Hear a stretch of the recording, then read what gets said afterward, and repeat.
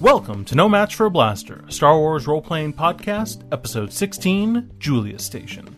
I'm your host and reformed death stick dealer, Ito Davis. If you're new here, No Match for a Blaster is an actual play podcast featuring the Morality Plays crew playing the Star Wars role-playing system by Fantasy Flight Games.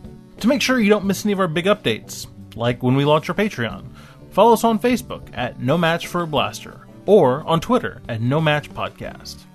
We'd like to take a minute to shout out one of our awesome iTunes reviewers. Thanks, Luna3000.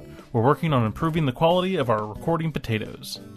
So, stow your data pads and make sure your seat is locked in the full upright position, because we're returning to the crew of the Atheon as they arrive on Space Station Julius.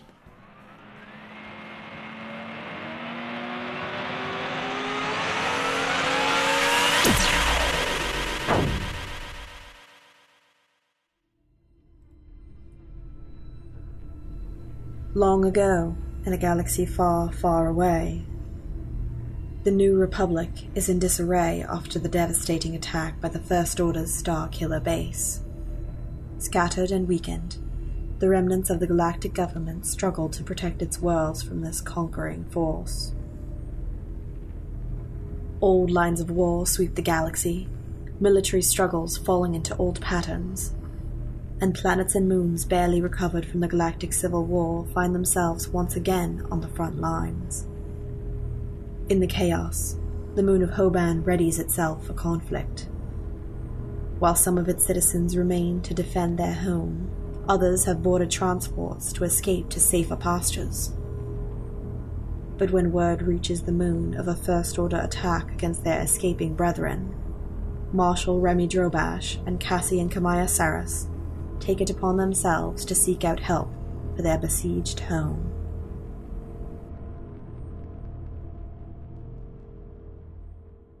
You guys are no longer the little baby player characters you were before. You guys have seen some real bantha doo-doo. It's been.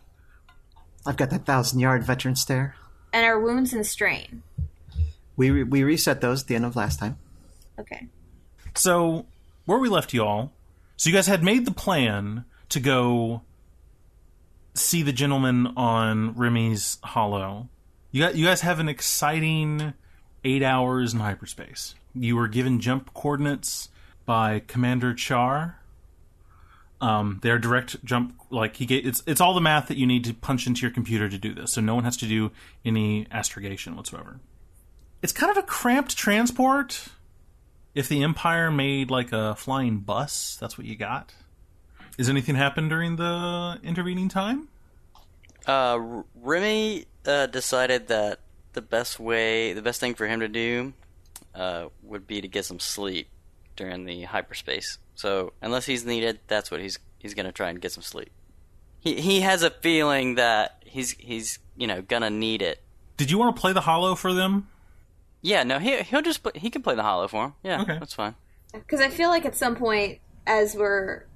sorry, I was clicking a thing. I feel like at some point, while we're flying, Kamaya would go, Marshall, who exactly is this we're going to meet? It's a Republic contact. He left a message for me at my office. I have it here somewhere. Hold on a second.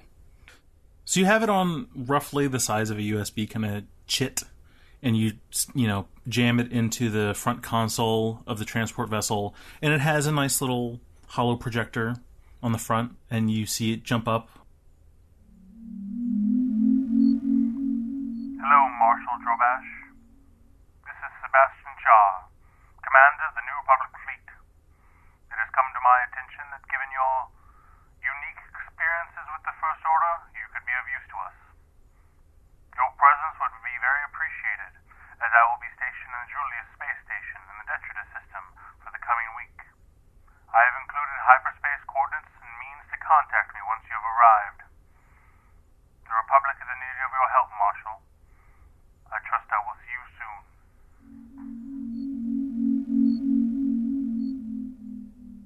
I don't know that Cassie would have many questions after that, so much as just wanting to go and meet this guy. Kamaya has a question. Marshall, What exactly did he mean, your unique experience with the First Order? I spent some time working with the Republic before I went to Hoban.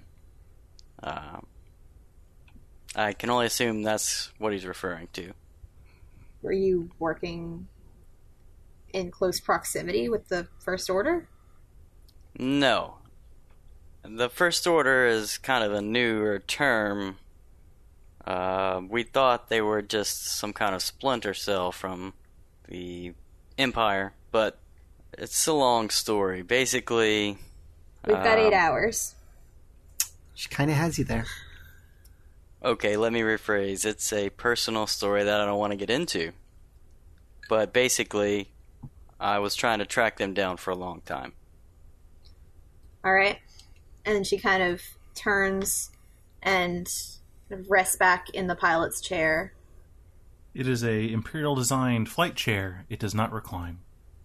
It's not great. You know what? She makes it work. These are. I feel like it may involve, it may have to involve putting her feet up and kind of scooching forward a little bit. What is the name of this ship that we've stolen? Transport. Speaking of, do we need to re-roll Destiny dice? You are Ooh, correct. Destiny Dice. He's got all the details. Yeah, let's do that. 1 dark side. 2 light side. Why do I have to roll twice? That is a dark side. So 3 dark side, 2 light side, I believe. Okay. Yeah, not great. But not bad. Not we still have great. 2. All right. So you asked what the name of this transport, like the call sign of this transport, is? Right. What is going to show up when it's scanned? It's showing up as transport vessel Z354. Okay. Cassie has climbed on top of a bunk, probably over Remy. Has decided that sleeping is a great idea, but she keeps playing with the holocron instead. Mm-hmm. And I imagine she doesn't get anywhere, but she keeps kind of looking at it and kind of turning it over in her fingers and just laying down in the bunk. I would also assume that there are passcodes, access codes, transport codes, like they used in Return of the Jedi. Yeah. So the transport has an encoded frequency that is good for for X amount of time. That's pretty standard fare for Imperial tech. So Cassie, there's not quite bunks, but kind of they're like luggage racks on the top for gear and Durasteel crates and stuff like that, and you can lay up there. Yeah, that's that's what bunks look like on a C-130. So, okay, that's already where my head is. So, 8 hours pass uneventfully. We have a quiet 8 hours. You guys have had a really long. Yay. Not like you guys fought for a lot of the night, and then there was some fitful sleeping, and then all this other crazy stuff happened, and then even more crazy stuff happened, and a ship crashed.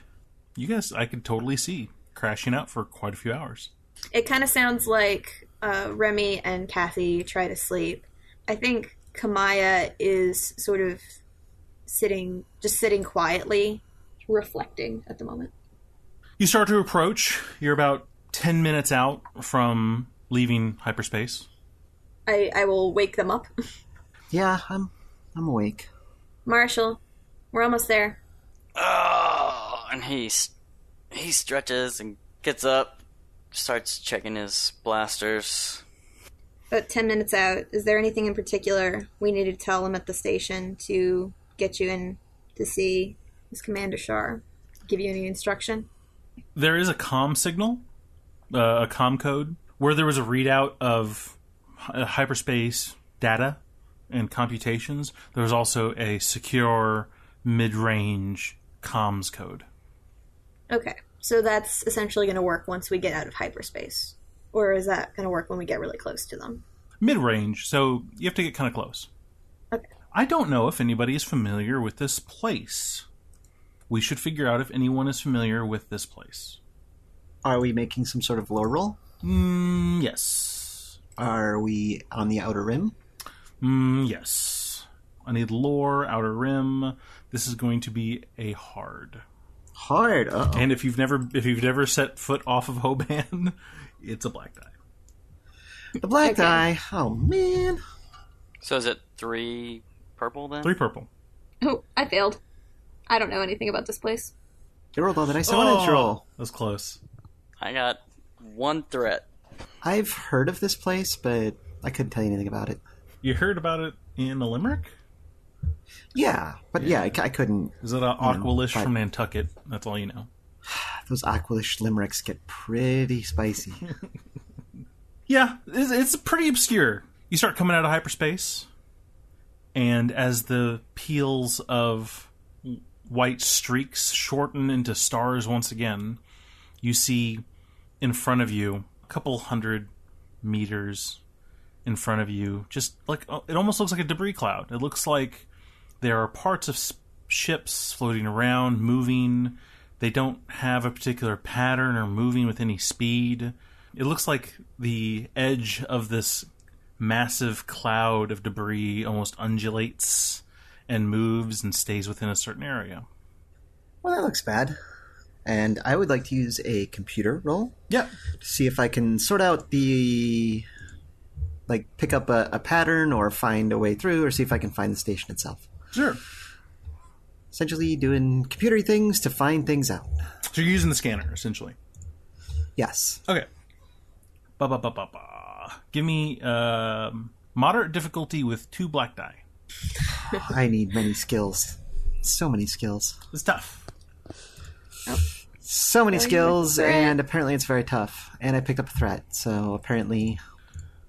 You pop on the scanner. You start trying to. Your scanners are having trouble like penetrating the debris field because every single time it gets, like a kilometer into the debris field, it starts picking up signatures of ships. But like for a small chunk of space, it's picking up like 8 different ship signals.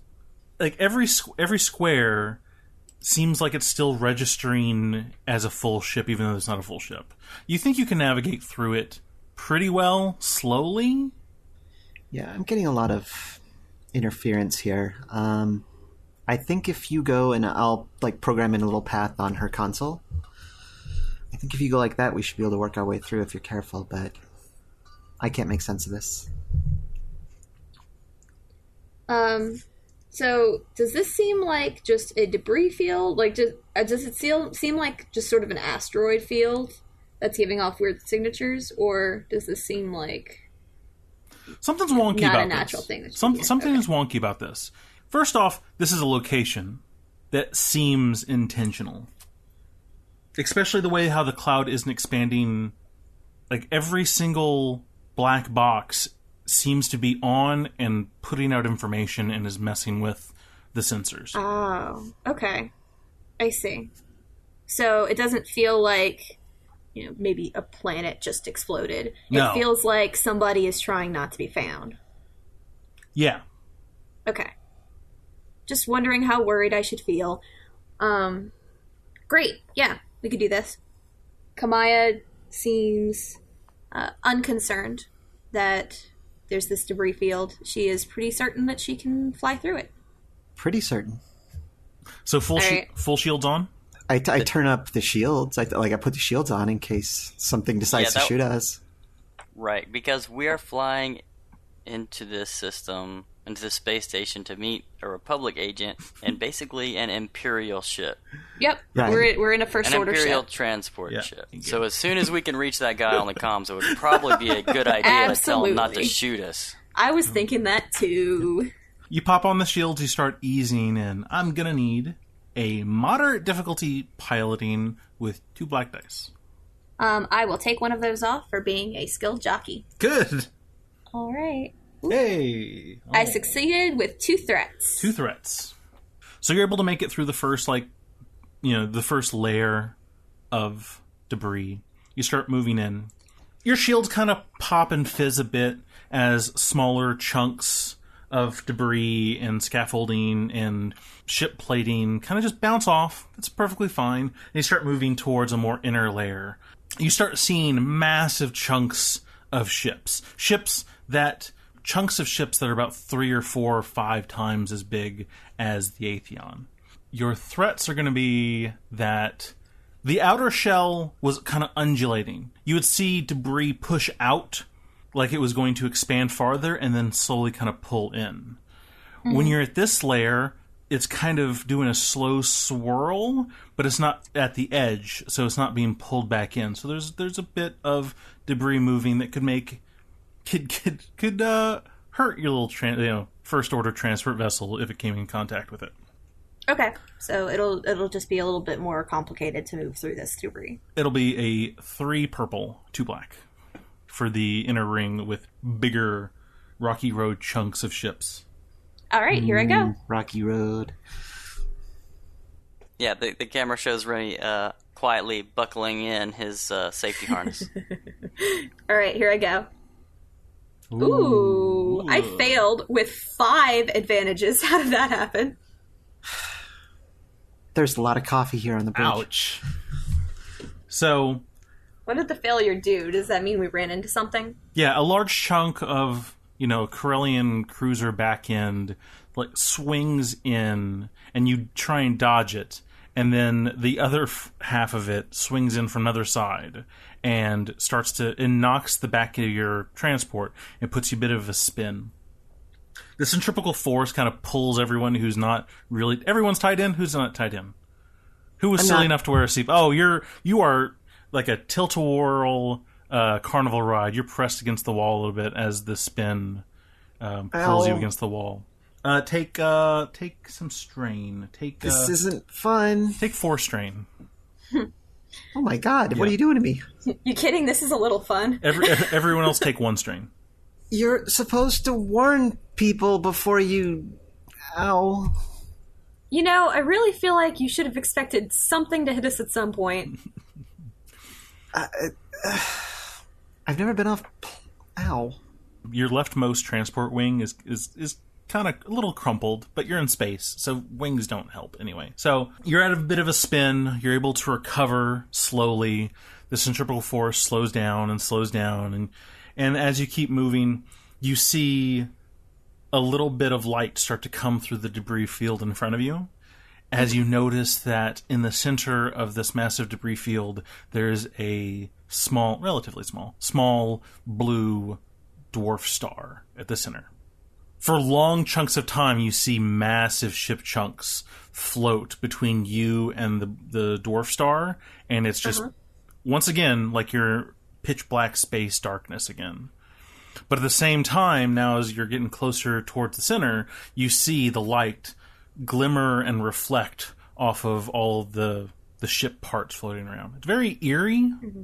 Can my advantages make it easier for us to find the station? Yeah. When you see the blue dwarf star through the parted debris field, you see that there's a space around the blue dwarf star that is, pretty unoccupied by debris. And you think right now you've been kind of just going deeper into it without a really understanding of how big it is or the space that you're operating in, because all of your sensors have been kind of wonky. Seeing the blue dwarf star kind of gives you a good heading. It gives you that compass north to start heading towards. Okay. All right. Strap yourself back in, Cassie. Are you going to do that again? Okay. So. We'll see. I get buckled in. 5-point harness.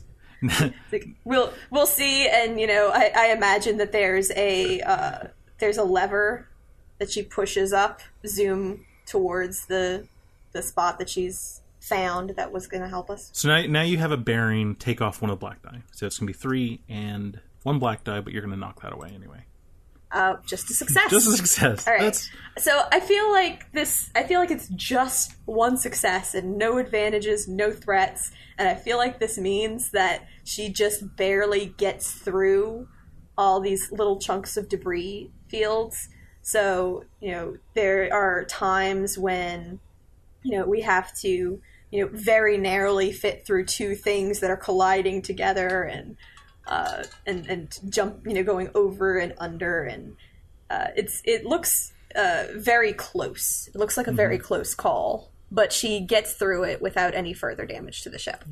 You punch through the last bit of the debris field.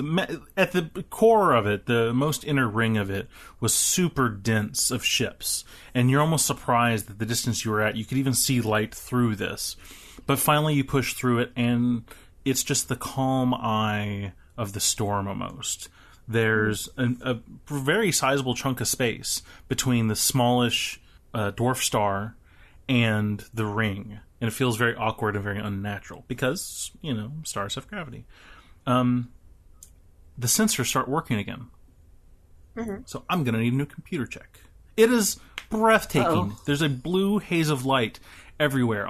In 360, every single dimension, everywhere you look, it's almost like you're inside of an egg where there's this, perfect sphere almost around you made of just jagged chunks of ship that are reflecting this blue light back at you. Cool. Kamaya has a big happy grin on her face. Not to get too far down into the weeds, but what's the difficulty? Difficulty of those computers is going to be 2 and a black. 2 purple, 1 black. Okay, 2 Moderate. Purple, 1 black it is. Yeah, what are we getting the black for anyway? You're not sure. Okay. 1 success. Okay. In that case, I did not enjoy the view. My head's been down into the computers the whole time. Yep. So I wanted to kind of narrate that to figure out after. Because basically if I screwed it up, then I was busy going, wow. So yeah, heads down in the computer, being like, okay, I found this thing. So while you were going through the cloud, you were trying to use the sensors. Mm-hmm. But it was going crazy. You were getting hundreds and hundreds and hundreds of pings and information, and you're like, oh, this is the ship, blah, blah, blah, and here are my stats. Just an absolute echo, a cacophony of readouts, and you're just like, okay, this is just all white noise. When you punch through this layer, all of it quieted down, and you're like, oh, either the comm system is, either my sensors are broken again, or something has chilled out. But as you reboot the system and you redo your scan, very distinctively picking up 8 specific ship signatures. Okay. You can ping them out, like it's an overlay. I don't know if that's how it actually works in Star Wars, but I like how it works. So it's like an overlay of what everyone else is seeing. You see that on the inner shell of the debris field, that there are 8 ships outlined with call signs. There's 2 corvettes, and everything else is bigger than that. And there's one capital ship. Okay. Yep. I'm just going to point this out to them, and I'm actually going to have it call up on both their displays, assuming Remy also has one. Because if anybody's going to know what ship to call, it should be Remy. Mm-hmm. In theory. In theory. Yeah, so what about, have you tried those communications signal he gave us? I haven't yet, but I figure, if that's his signal, he's going to want to talk to you directly. All right, let me try that then. Let's give him a call. I'm not that great at this, but is that going to be computers or astrogation, or what do you want for that? So just put the comm signal out. You can just put it out, so you can turn on your comm and just blast it. Okay. He gave you his phone number. Yeah. Which is funny because you still have to yell it through a megaphone. So it could be on to any of these ships. Mm-hmm. Think of it think of it as like a walkie-talkie. If I said, call me on frequency 3, when you use a walkie-talkie, you're just sending that radio frequency and your information out in a bubble out. Somebody can turn on frequency 3 and hear you, but then again, anyone can turn on frequency 3. Okay, in that case, we'll turn on the frequency. Yep. And I'll say, this is Marshal Remy Drobash. I'm looking for Commander Char. After a moment or two. Ship, identify yourself. This is... Hold on, it's in my notes. Is that what we're going with? I look over at, the 2 girls, I shrug, why not? This is Transport Double Z 354. We're coming from Hoban, looking for Commander Char. He asked to talk to our marshal. Transport, number of persons on board? 3. We are preparing a landing zone. Please make sure that all weapons are kept clear and laid down once you have docked. Control, this is an unarmed shuttle, so please don't kill us. But we do have to declare a bit of an emergency. Our landing gear is gone. Oh, right. We had messed up the landing gear on this thing. Yeah. We did? When did we do that? We broke that last game. In this ship? I thought that was the other ship. No, you guys shot the landing gear off of the We didn't shoot the tube. landing gear off of the ship. Okay. And presumably we didn't have time to fix it. Negative. So yeah, I broadcast that to them. Like I'm not just saying it to my friends. Yeah. Confirmed transport Double Z. We will redirect you to a repair station spot. Please come in, and she gives you coordinates, and it's to the sun. There's a star in our way. We would like to comply, but we didn't bring our SPF 5000 sunscreen. So, as you're saying this, your sensor readout of the star, you start seeing like a dark spot in the blue star light coming out, and it gets darker and darker, and then it's almost like there's something perfectly between you and the center of the star. And as your sensors kind of zoom in, you see that there is a space station that's very, very close to the star and was not visible by your sensors or by the naked eye because of the radiation interference and light that was coming off the sun behind it. Oh, never mind. I'm just being dumb. In fairness, it's weird. It's super weird. Yeah, I mean, she actually says that, though. They transmit the coordinates and everything, and it very, very, very specifically gives you an approach vector. You can kind of infer, if people took, high school Star Wars science class, that, it's possible to have shielding from the gravitational field and crazy, crazy high heat if you have, a reflector or something in front of you. So the station is protecting a very narrow window for you to approach it. Point of order. Yeah. I did take space science courses. It was on Hoban. Hey, this is the top-rated school in like 30 or 40 meters, but that's not the point. Go wild nerfs. Hooray. Oh, no. Yeah, but it's also being like in Iowa. It's like, what's your mascot? It's corn. That's terrible. Yeah, I know, but like, we had to name it after something. Don't they have a team like called the Huskers or something? Oh, they do. Yep, they do. The Cornhuskers. All right. Well, yeah, I will approach on the vector that they give me. Okay.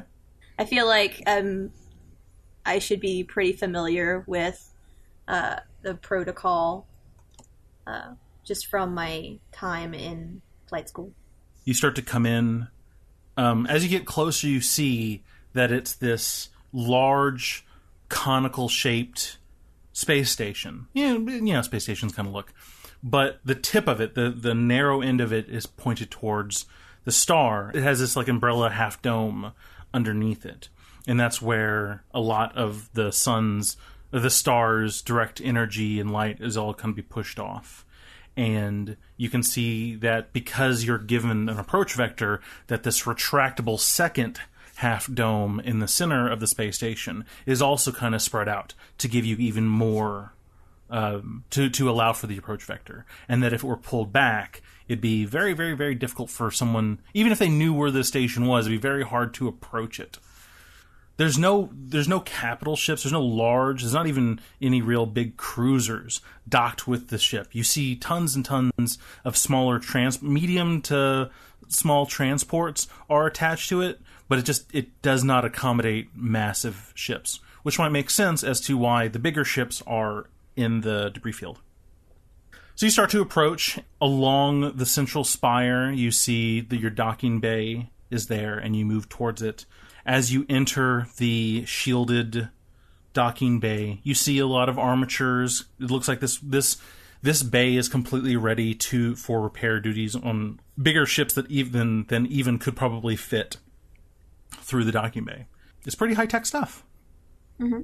You go in, you start to move in. Their flight control starts to send your particular transport some information to move in and start preparing to land. And right before where your landing gear would take over, 2 armatures come from the side and kind of hug the side of the ship as your big goofy Imperial transport wings kind of fold up, and it holds it there about 10 feet off the ground. Great. Woo! Put the ramp down. You start seeing some uniformed people walk up. There's about 15 of them. They're in grayish-blue uniforms. They have rifles. And they're... Oh, that's right. This thing opened... This has a mouth. So they're standing right in front of the ship. They're usually Yeah, right we at tore it. that off. Kamaya is not carrying her rifle as requested. Yeah, I guess I'd have to take off my utility belt. I'm bringing my stick, though. So... Because it's a stick. Okay. Remy will leave his guns, his twin blasters in the seat with it. Wherever he was sitting, he'll leave them right there. And no one's bringing any sneaky grenades, right? You Nope, didn't issue us sneaky grenades. Okay. I don't think we have let me any check grenades. my character sheet to see if I have any in my inventory. No, I gave you grenades because you guys They should be got the labeled troopers. sneaky grenades. You guys got the troopers, and the troopers still have That's grenades. true. Yeah. The troopers No. did have grenades, and we were Oh, going that to was. use. I No, they think that didn't. was in the. You That didn't was give in us any our. grenades from that. No? No. Oh, No, okay. I think you said you traded them for the rocket launcher or something. Oh, yeah. Yeah, that's a good point. Okay. That's fine. So, yeah, we don't have any grenades. And if I want to say for the record, if I had grenades, wouldn't be trying to sneak them on board. So, Yep, we're being good. Noted. Yeah. Don't have any grenades. we're being semi-good at least. Okay. You open the ramp. We open the ramp. There's a guy with a particular, like, nice hat. Slightly nicer hat than the other people. Please exit the transport. Exit Okay. the transport. Nice hat. Thank you. You have no weapons on you anymore? Nope. No, all on No board. weapons. We will commence search of your persons and the ship. All right. My rifle's on there. Be careful with it. Can I It's ask, an heirloom. like, who you are?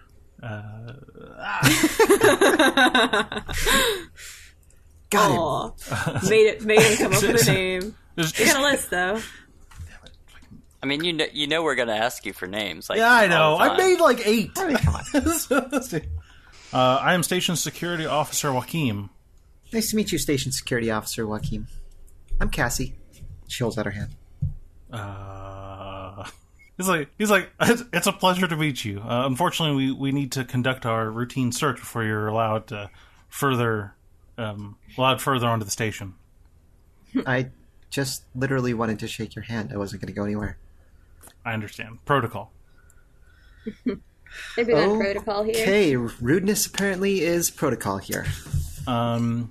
Kamaya, you understand? I would know like salutes or things like that. To kind of This isn't these people. This is not a Republic deal. no. These are not Republic. Like, it seems Okay. kind of off to the side. Like, if you're like, I know military, and then you saw, like, Switzerland's, like, border patrol, you're like, okay. Like, you kind of get it, Quite the same. Yeah. but it's not quite the same. Okay. Okay, you look over and Remy has his hands up and he's getting patted down. Yep. And when they get to about his shoulders or something, Imp pops out and hisses in the guy's face, and it scares him. He stumbles back, Aww. knocks him over. Oh, God. Like, they all have their, like, weapons kind of at the ready. Sir, if you could, please restrain Remy's still just standing there with his hands up above his head. If you could please restrain your animal, please, sir. Oh, yeah, he doesn't really like to be touched. It's alright, Imp. They were just checking me for weapons. Sir, we're gonna. Can you put a muzzle? Do you have a restraint? Do you have a crate for that thing? We need. No. What, you guys have never seen a, Yeah, what is it? what is it, anyway? She says. Honestly, I don't really know. Oh, great. Well, you guys have never seen one of these things before? Come on. Totally oblivious to. Yeah. The irony in what she said. Imp's a good boy. He'll be fine. She kind of, Kamaya is carefully keeping her hands at her sides, like out of her pockets. About 4 or 5 of them start to go up into the ship. The others, some of them are patting you down, checking you out. One guy will hold out like a protein bar, like towards Imp to kind of distract while patting Remy down the rest of the way. He's kind of hesitant at first, and then strikes out like a snake and just snaps it. Remy says, is it Commander Phoenix or Captain Phoenix? Listen. Oh, I'm sorry, Joaquin? Is it Joaquin? Joaquin. Your last name's Phoenix, right? Whatever. Listen, Mr. Joaquin. You should know there's some confiscated Imperial-type goods we have on the ship. Understood. We won't be confiscating anything. We'll leave it where it is, and we'll have the commander figure out what to do. Understand this is just for station security. Excellent. He said all this. He still hasn't put his hands down yet. Yeah, they pat you guys down, unless they find Cassie's toolkit on her. Yeah. I mean, it's in a backpack, so it's not really hidden. Yeah. Okay. Any other plot related or weird things that you guys carry on your person that are like, oh, this is here? She's going to have that holocron on her person. Oh. I mean, just the Hello Wookiee backpack. Yeah, I don't feel like I have anything in particular on me that would be of interest. She's got like her dog tags or something, maybe. Okay. The group of people who went up into the shuttle to do a check around, they come down. They hand a little data tablet to Officer Joaquin. He looks at it for a moment. Okay, everything looks to be in order. We'll have a small escort with you. We'll take you over to the commander. And he actually hands Remy the data tablet with an itemized list of everything that's on the ship. And he even has it as he has the call number and all that kind of stuff. And it says first order transport and more detailed information. Some of the stuff that they don't understand that's on the ship, there's like loose descriptions of, like they don't understand the computer bits from the wings, the wing maintenance area and stuff.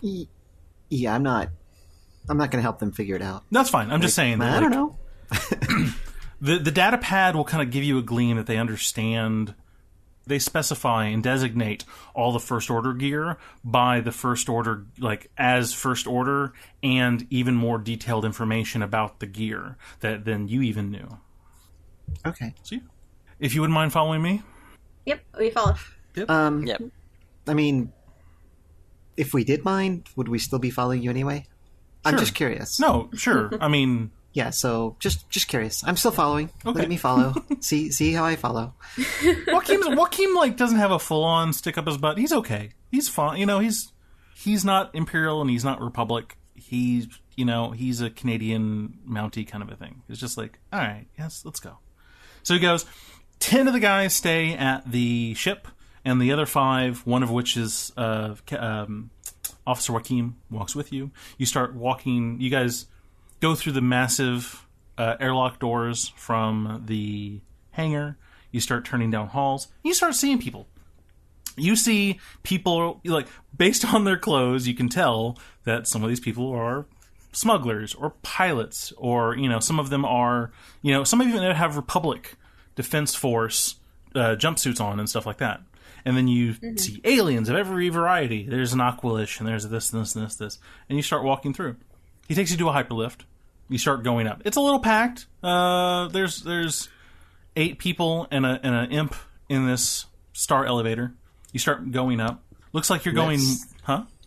Don't they call them lifts? Lifts? Do they call them lifts? Yeah. Yep. Turbo lift. Turbo lift. I always thought that was the Star Trek term. They might be the same. That's what they've been saying. Or Star Trek might be a turbo Vader. Who knows? But turbo lifts are a Star Wars thing. Okay. For sure. And you notice that you're taking the turbo lift, and it's going down the station, which is towards the star. And you can see out through, there's transparent steel, so you can see out of it. And it looks really pretty. And you can see each floor's delineation. You start at the hangar part of the spire, and you go down more and more and more. And it's while it starts off really massive, it gets smaller and smaller and smaller. And you see this occupied. You can see like one chunk be like stores, another chunk quasi-residential, and another part, like then you have another striation of just smaller transports and then smaller transports. This place is pretty active, which is interesting because even people who've never set foot off a Hoban, you mostly know the big trade places. And this is only an 8-hour hyperspace jump from your home. That is not that far. It takes like a few weeks to go from one side of the galaxy to the other one. For you to have like something that's this active of a place that might be for trade quasi nearby is pretty weird. Okay. I'd like to start up a conversation with I guess the officer. Roll for banter? Yeah, roll for banter. Do I need to roll for banter? I don't know. What are you doing? No, I'm just chatting with him, like So, where are you from? Oh, miss, I'm from here. You're from here? Yeah. Oh, I didn't really realize. So, is this more of a town? I figured it more as sort of a space station that just people stop by. Most people haven't heard of us. We tend to stay out of most of the conflicts. It usually leads to people who want to keep where they are hidden or keep things quiet. They come here. It's hard to find, but once you've been here for a while, it's also hard to leave. I'm fourth generation station security, actually. Really? Yeah. Cool. I mean, I feel like we've got something similar with where I'm from, but then where are you from? The exact opposite. Oh, I'm from Hoban. Just nobody's heard of it, but we always end up in the middle of everything. I know of a Handra.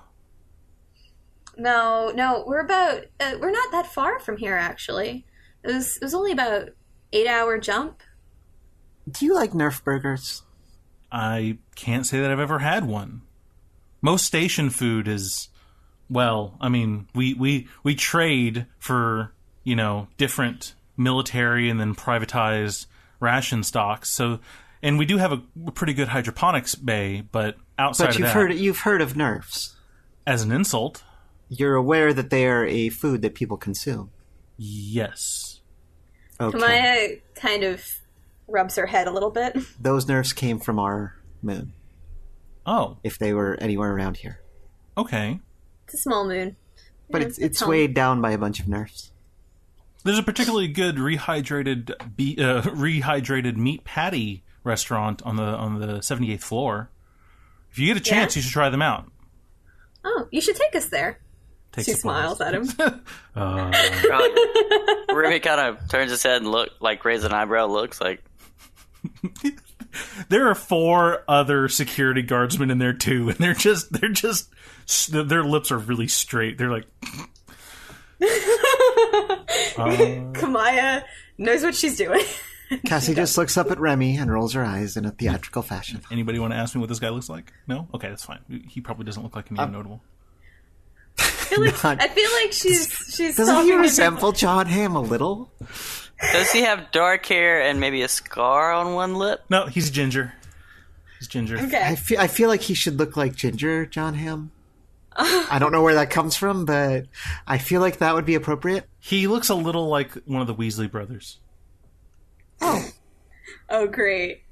No, not Ron, though. No. Okay. He's kind of a George. Okay. George is okay. He blushes a bit. She kind of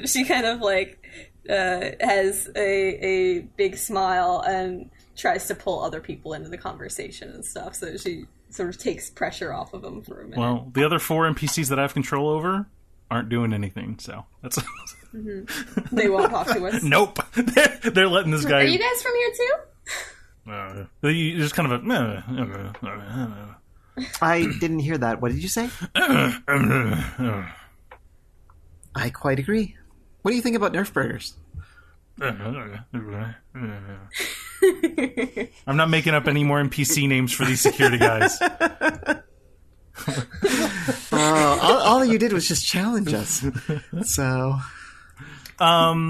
So yeah, he's like, I wouldn't mind that. Yeah. Oh, look, we've arrived. So there's a satisfying ding, because I like them to have dings. Yeah, and it opens totally up. Have a ding. So there's this bank.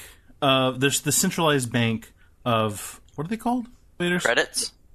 Oh, turbolifts. There's kind of a bank of credits, a bank of turbolifts that you guys kind of walk out of, and there's this nice kind of open circle hallway that wraps around everything, and there's like a receptionist. This is very weird. For people who have interacted with military stuff, a lot of this stuff feels kind of more like half mall, half settlement, half space station, Most space stations made in the last 100 years have been inherently militaristic or built on the bones of militaristic stuff. Mm-hmm. So they walk with you, past the thing that looks like a reception desk for better terms of anything, through a small hallway, and you get to this pretty nice area of, it's like an office area. And it has these massive double doors, and they open it, and then you start actually seeing very much more New Republic Defense Force people. You see very specific their guards. You see very specific intelligence officers and stuff like that. You start seeing that more and more prominently in this kind of little area.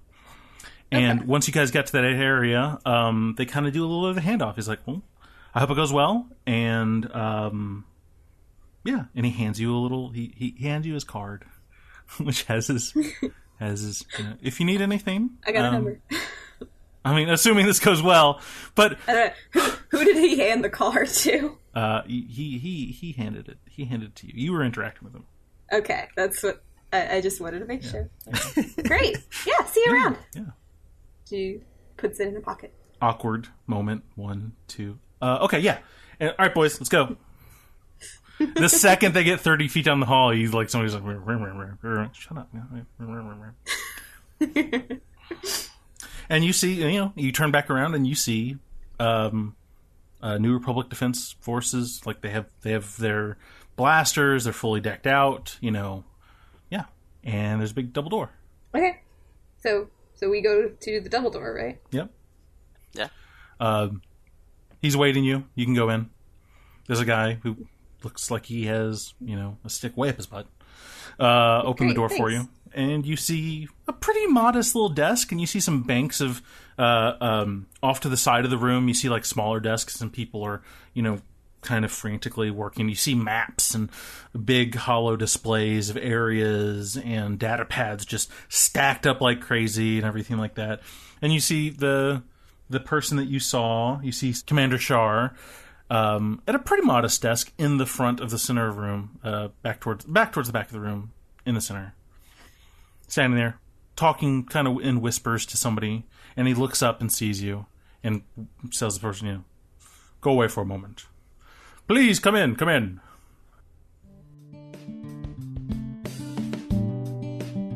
Thanks for listening. To make sure you don't miss any of our big updates, follow us on Facebook at No Match for a Blaster, or on Twitter at No Match Podcast. If you enjoyed our show, please leave us a review on iTunes. No Match for a Blaster is a podcast by Morality Plays. Star Wars, Edge of the Empire, Age of Rebellion, and Force and Destiny are made by Fantasy Flight Games and Lucas Books. Our theme is by Kevin McLeod, sound effects by Tristan Lundgren, Vendus, and Akmov. And of course, I would like to thank the best players I could hope to have: Brandon playing Remy Drobash, Claire playing Cassie Saris, and Bobby playing Kamaya Saris. And of course, I'd like to thank you, our listeners, and we'll see you again soon in a galaxy far, far away.